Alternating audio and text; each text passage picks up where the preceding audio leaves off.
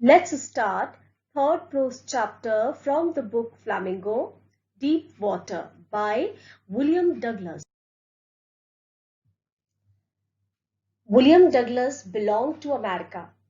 He became an advisor and friend to the President Franklin D. Roosevelt. Douglas was a leading advocate of individual rights. He was a judge at the Supreme Court of USA, retired in 1975 with a term lasting 36 years, and remains the longest serving justice in the history of the court.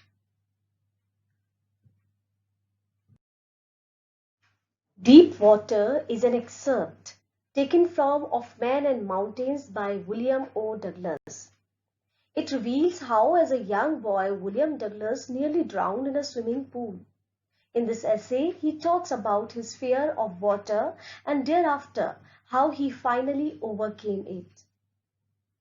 We can notice in this chapter how the autobiographical part of the selection is used to support his discussion of fear.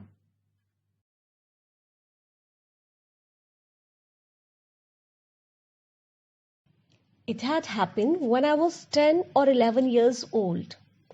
I had decided to learn to swim.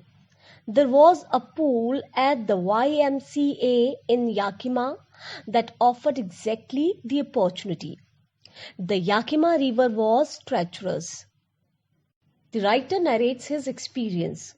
He was 10 or 11 years old when he had joined the YMCA swimming pool to learn swimming. He didn't go to the Yakima River to swim as it was considered dangerous. Treacherous means dangerous. This shows that he had a prior fear of water. Mother continually warned against it and kept fresh in my mind the details of each drowning in the river. But the YMCA pool was safe. William's mother, author's mother, would warn him not to go near the Yakima River and would discuss the various incidents of drowning so that her child could not go there. He felt that the pool at YMCA was safer. It was only 2 or 3 feet deep at the shallow end, and while it was 9 feet deep at the other. The drop was gradual. I got a pair of water wings and went to the pool. Water wings is a pair of inflatable waterproof bags designed so that one can be attached to each arm, especially of a child learning to swim. I hated to walk naked into it and show my skinny legs, but I subdued my pride and did it. Subdued to overcome.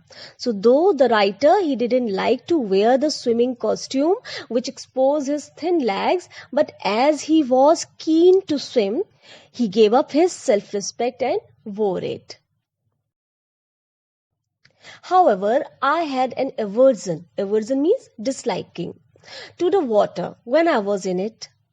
This started when I was 3 or 4 years old and father took me to the beach in California.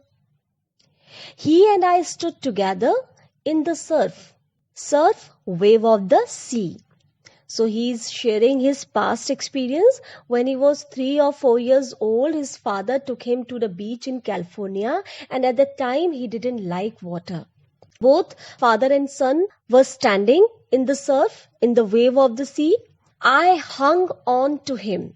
The writer, he hung on to his father.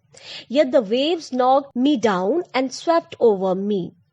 So William says that though he tried, he stuck to his father to save himself, but the strong wave threw him down and he was covered in water. My breath was gone. I was frightened, and at that moment he was scared as he could not breathe. Father laughed, but there was terror in my heart at the overpowering force of the waves.